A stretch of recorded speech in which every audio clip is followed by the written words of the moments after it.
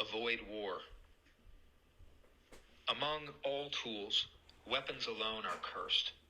The people come to despise them.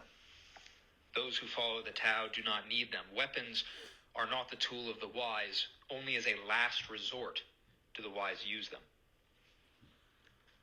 Peace and tranquility are valued by wise rulers. Even when victorious in battle, they do not rejoice, for they never exult over the killing of others. Those rulers who rejoice over killing others will never bring happiness to their people. The killing of others fills people with sorrow.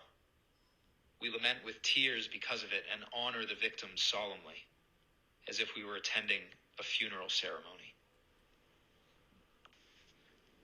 That is chapter 31 of the Tao Te Ching. And in many ways, I think even if we left it as just the title and did not engage in any further conversation, the point would be well taken.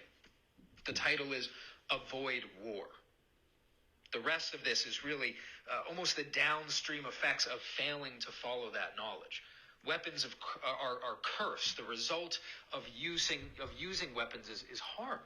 It's damage done to another human being, and human beings have value. Killing people would fill us with sorrow.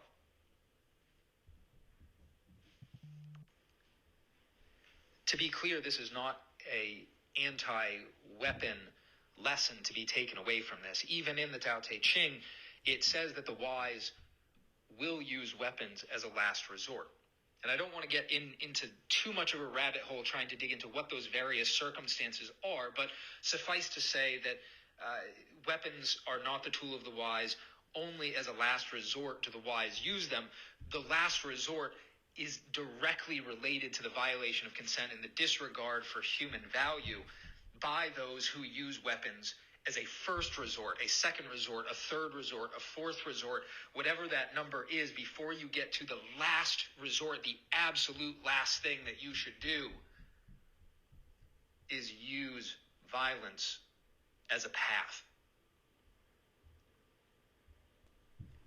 This is actually the core of capitalism as well. Capitalism is the free exchange of value among consenting people, where the proper role of government is the protection of individual rights, the protection of human value, the protection of what makes us human, the protection of consent.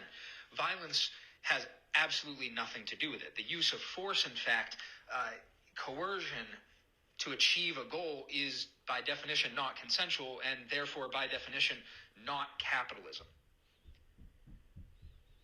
I want to shift back just to what is available in the Tao Te Ching, which is on that absolute last resort. What it suggests is that the wise, those who have knowledge, who have experience, what they feel in that moment of having to do something abhorrent, disgusting, awful, the use of weapons, it fills them with sorrow. It brings tears to them. There is a solemnity about this. There's being at a funeral